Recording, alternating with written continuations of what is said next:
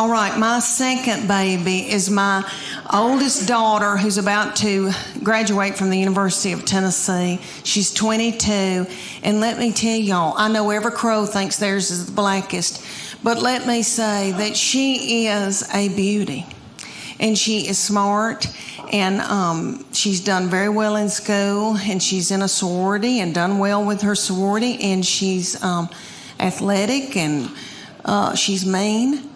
And we're scared to death of her.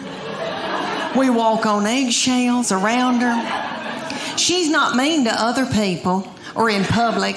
She holds it in so that she can come home and like spew it out onto me.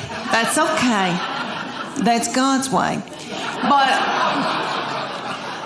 this is what I think happens. When she was a junior, her summer between her junior and senior year, I think that God allows this to happen.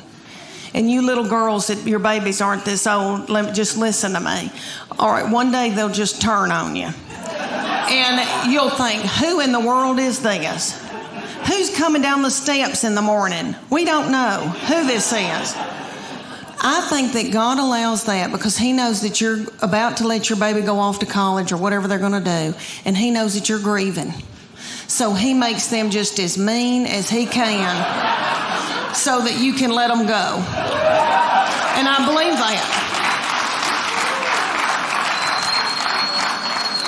That summer, the very breath that I breathed out of my nostrils made her so angry.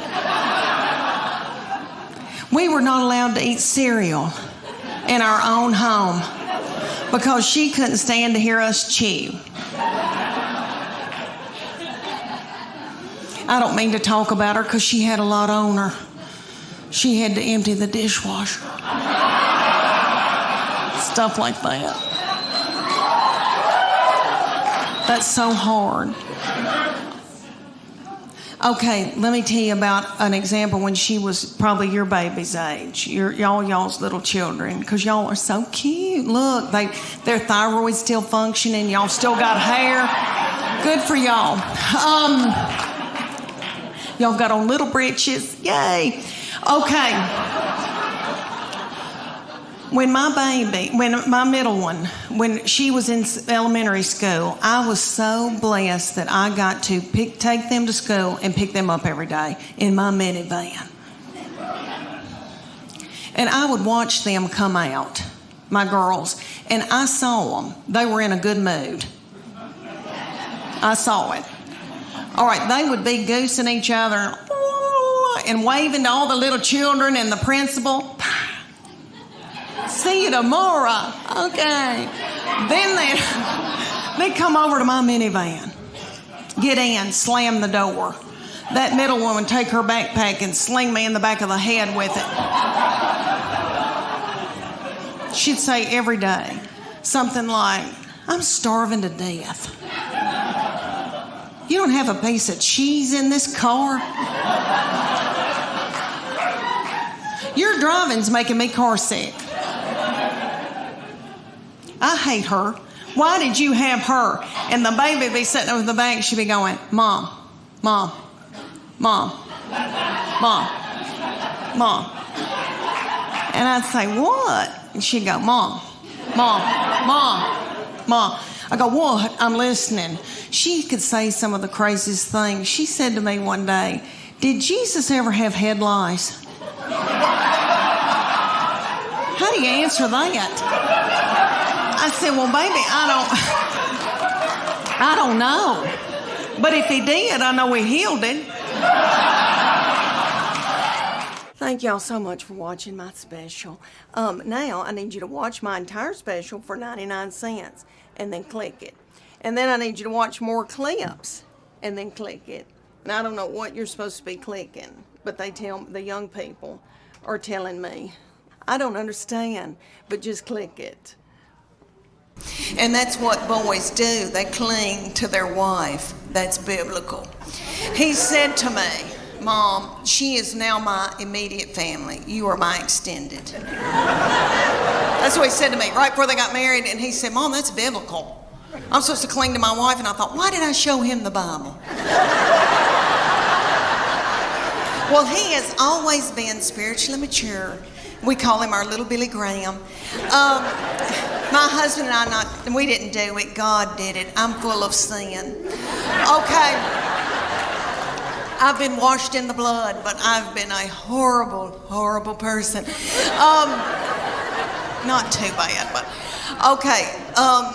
So this baby has been just like an old man all of his life. Let me give you an example. He had a little girlfriend in high school, and he would go over to her house and they'd watch movies. And he came home one night and he used to tell me everything. And I said, what y'all been doing? He said, well, we've been watching television and kissing on the couch. And I said, okay, baby, okay. That's all right. That's normal. But I said, before you know it, you've got your hand on somebody's leg, your arm around, and things can get out of control. And I just say, slow it down. He looked at me like I was crazy. And he said, Mom, I've prayed about this. Nothing like that's going to happen. And I know he meant that. And all I could think of to myself was some of the nastiest things I ever did.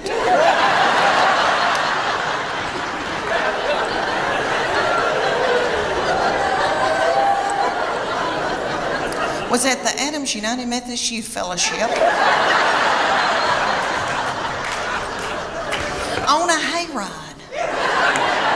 I don't know what it was about hay that set me on fire. I wish it did now, because I could get a new purse out of that. Okay, y'all, have you ever heard of lock-in? I know everybody in here that has been from Chattanooga has probably been raised in church. Okay, I don't know who that little darling, sweet fool was that came up with the lock-in. Probably a little woman in a committee meeting. And she probably said, oh gosh, y'all, let's come up with something for all the hormonal teenagers. Let's gather them up and put them in the church building and lock the door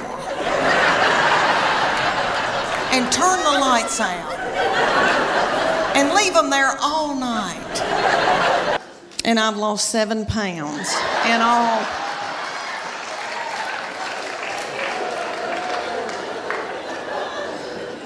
It's because I don't follow it. And I know I really do.